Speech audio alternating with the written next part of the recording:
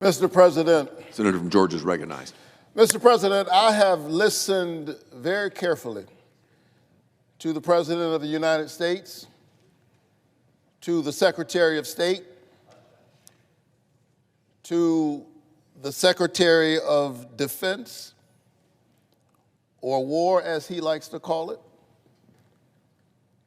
I've listened to other members of the administration over the last several days, both in their public statements and in our private briefing. And what is clear to me is that they don't seem to know why they've dragged the United States into war.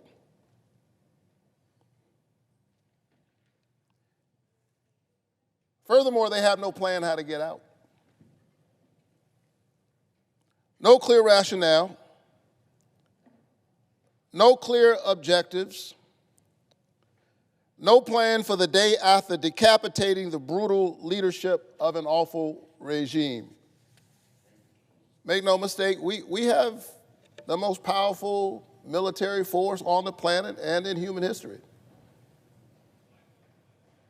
There's no question that we could go all around the globe and take out leaders we don't like. The day after, that's the hard part. That's what we're facing right now.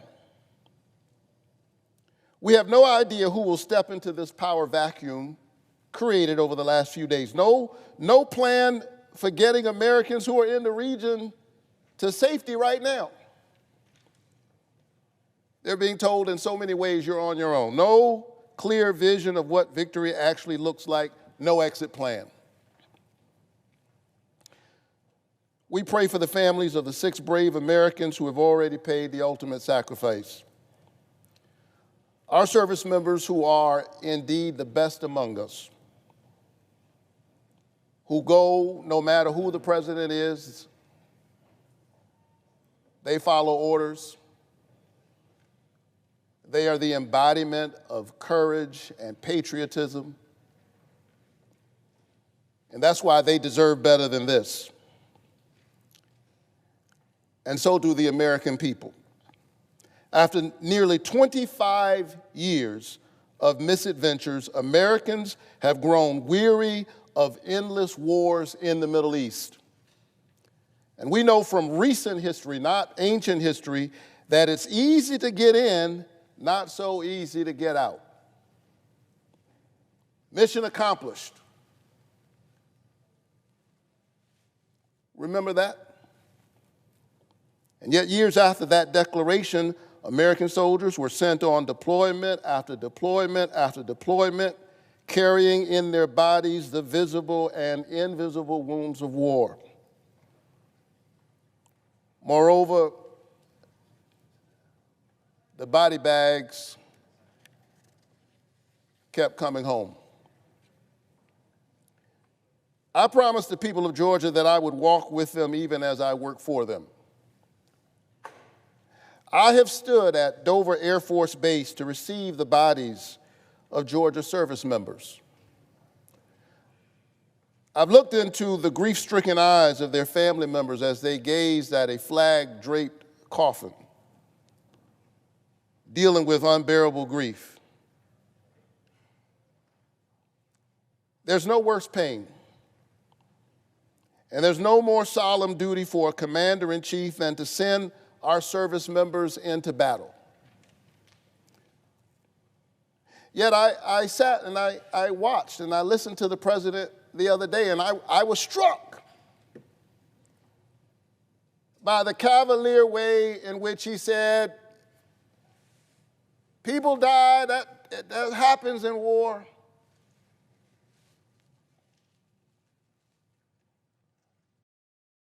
No sense that he feels deep in his soul the awesome responsibility that he carries.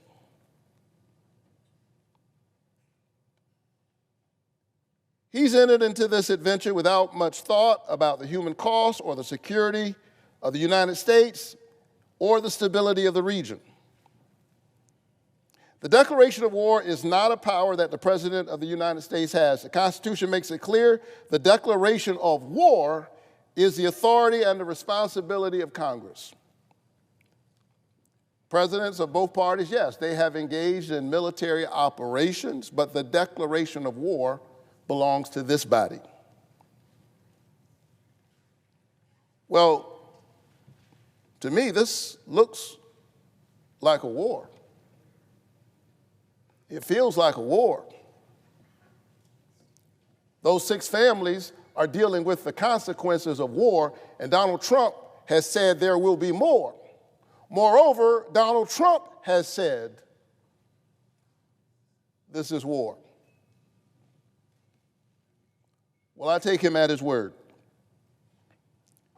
He's called it a war, and yet he refuses to come before the Congress as the Constitution demands and make his case for war.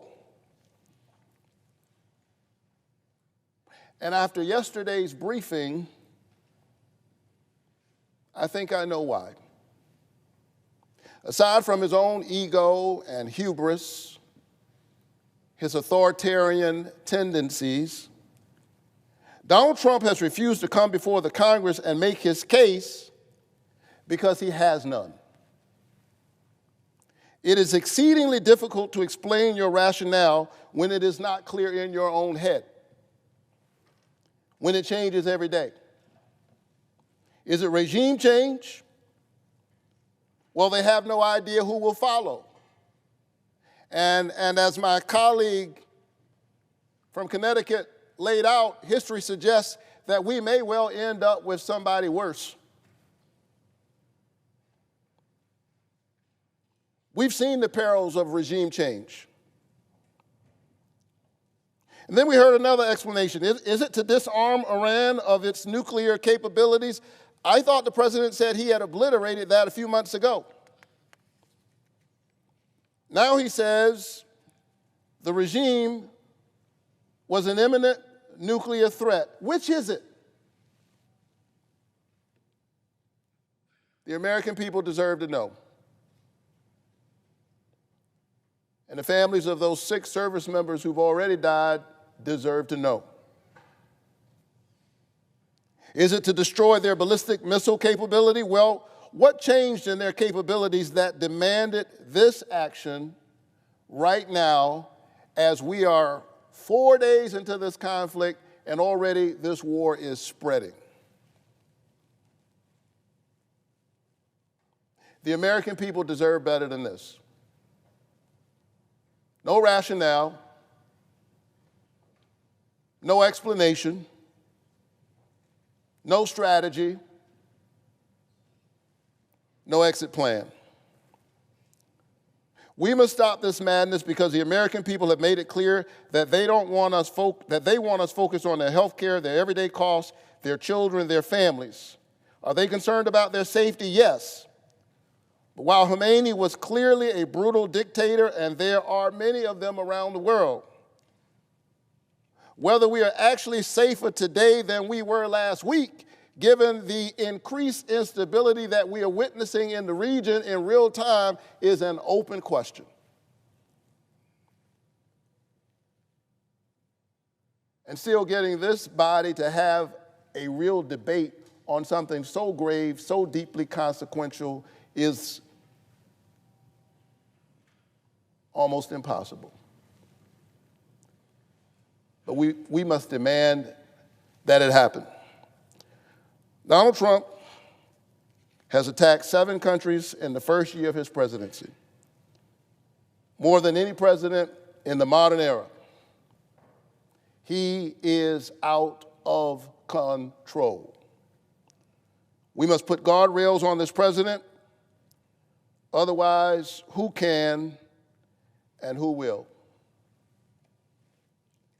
My colleagues, our service members are living up to their oath. Let's live up to ours. Let's put guardrails on this president, stop this madness, and get focused on the American people. Mr. President, I yield the floor.